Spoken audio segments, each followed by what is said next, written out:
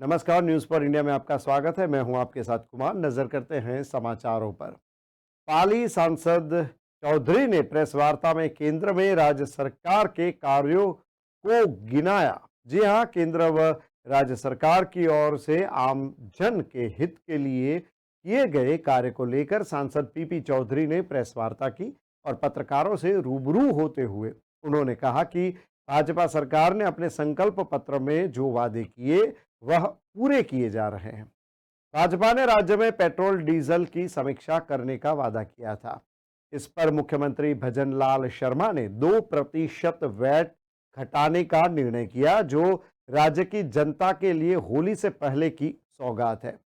प्रदेश के 8 लाख कर्मचारियों और 4.40 लाख पेंशनधारियों के महंगाई भत्ते में 4% बढ़ोतरी की है। इससे प्रदेश के 12 लाख परिवारों को संबल मिलेगा। महिला सुरक्षा गरीब कल्याणकारी योजना के बारे में भी बताया। प्रेस वार्ता में राज्यसभा सांसद मदन राठौड़, पूर्व मंत्री लक्ष्मी नारायण दवे, पूर्व सभापति महेंद्र बोहरा, जिला महासचिव सुनील भंडारी, जिला पूर्ता त्रिलोक चौधरी आदि मौजूद रहे। सभी का स्वागत है।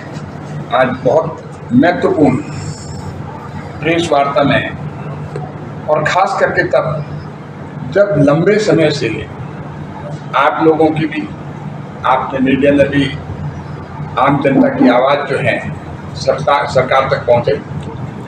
और जिस हिसाब से पेट्रोल डीजल के पिछले 5 सालों में हम देख रहे थे, कांग्रेस सरकार, अशोक गहलोत सरकार जब थी, वो नाम में ले रही थी कि जीएसटी और वैट उसको कम करें या सेंट्रल जीएसटी के साथ कुछ जोड़ दें। लेकिन भारतीय जनता पार्टी की राजस्थान में सरकार आते ही 3 महीनों के अंदर अंदर आप देखेंगे 2% जीएसटी पेट्रोल और डीजल में कम हुई, और उसका सीधा असर महंगाई को और जो है वो कम होगी। तो पेट्रोल के भाव जो हैं अब 3 रुपया 58 पैसे से 7 रुपया 18 पैसे तक का फायदा होगा। और इसी तरह डीजल में 3 रुपया 35 पैसे से 6 रुपया 60 पैसे तक का आम जन को फायदा होगा। और इसके परिणाम स्वरूप टोटल 1750 करोड़ का सरकार पे इसका वित्तीय भार बढ़ेगा, और इसको सरकार वहन करने जा रही है। तो अगर हम देखें पेट्रोल और डीजल की जब बात करें, तो आप देखेंगे जब राज्यों की बात करें तो डीजल में खास करके, क्योंकि डीजल हमारे किसान भी काम देते हैं, डीजल ट्रकों में भी लगता है जो ट्रांसपोर्टेशन का काम करते हैं, और उसका सीधा का सीधा असर महंगाई का होता है। तो हमारे जितने भी भाजपा शासित राज्य हैं पूरे देश में, उसमें डीजल का एवरेज जो प्राइस है वो 88 रुपीज़ है। चाहे हमारे पूरे राज्य हों जहाँ पर खास करके डीजल की कीमत कम रखी गई है। और राजस्थान में ये जो है 90 रुपया डीजल का प्रति लीटर का भाव है। और जबकि हम देखते हैं तेलंगाना वहाँ 57 रुपये हैं 74 पैसे, आंध्र प्रदेश में 57 रुपये 44 पैसे हैं, केरल में 55 रुपये 14 पैसे हैं, उड़ीसा में 54 रुपये 7 पैसे हैं, तमिलनाडु में 53 रुपये 31 पैसे। तो इस तरह से अगर हम कंपेयर करें तो उससे हम पाते हैं कि राजस्थान में उसके कंपैरिजन में, उसकी तुलना में डीजल के और पेट्रोल के रेट कम हुई है। और इसके साथ साथ इसके कम होने की वजह से महंगाई का असर जो है वो नहीं रहेगा, आम जन को फायदा होगा।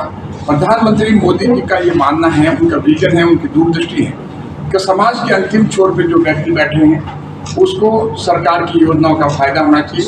ये बहुत बड़ा डिसीजन है। इससे राजस्थान सरकार को करीब 1750 करोड़ का वित्तीय घाटा होगा, वित्तीय लॉस होगा। लेकिन आम जन के हित में ये निर्णय लिया गया है, जो कि एक ऐतिहासिक निर्णय है, अपने आप में एक बहुत बड़ा निर्णय है, जो कि महंगाई पे जबरदस्त इससे लगाम कसी जाएगी। और इसके साथ साथ आप देखेंगे कि 4% हमारे कर्मचारी हैं, चाहे पेंशनधारी हों, उनको 4% महंगाई भत्ता क्योंकि लगातार हम देखते हैं जब स्लैब महंगाई का बढ़ता है उसके एवज में उसके साथ साथ जो है ये जो है समय पे नहीं बढ़ता है। लेकिन 3 महीनों के अंदर अंदर राजस्थान सरकार ने एक ऐतिहासिक निर्णय लिया, भाजपा की सरकार ने राजस्थान में, और 4% हमारे जो कर्मचारी हैं राजस्थान सरकार में, जो हमारे पेंशनधारी हैं, उनको 4% महंगाई भत्ता का फायदा मिलेगा और अपने आप में ये बहुत बड़ा कदम है।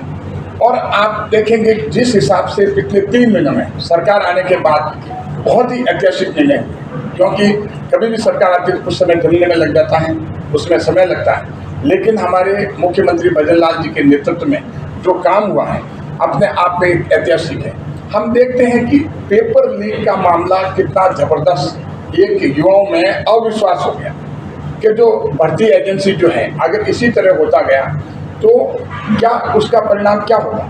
लेकिन राजस्थान में भाजपा सरकार आने के बाद में, क्योंकि हमने हमारे चुनाव घोषणा पत्र में बात की थी कि सरकार आते ही उसमें हम SIT स्पेशल इन्वेस्टिगेशन टीम का गठन करेंगे और ये काम जो वादा किया जनता से वो 3 महीनों के अंदर अंदर पूरा किया और उसमें SIT गठित हुई। और आप देखेंगे SIT गठित होने के बाद में ऐसे 13 प्रकरण थे जिसमें 35 लोगों की गिरफ्तारी हो चुकी। पहले हम देखते थे कि ये मामला उठता था, अशोक गहलोत सरकार ने इस पर किसी तरह की उन लोगों की इस तरह की कार्रवाई नहीं की जो त्वरित गति से 13 प्रकरणों में 35 लोगों की इस पर गिरफ्तारी हो चुकी है और आने वाले टाइम में और भी जो हैं उसमें गिरफ्तारियां होगी। और एक पूरे राजस्थान में राजस्थान को पिछले 5 सालों में गहलोत सरकार ने अपराध की शरणस्थली बना दिया था।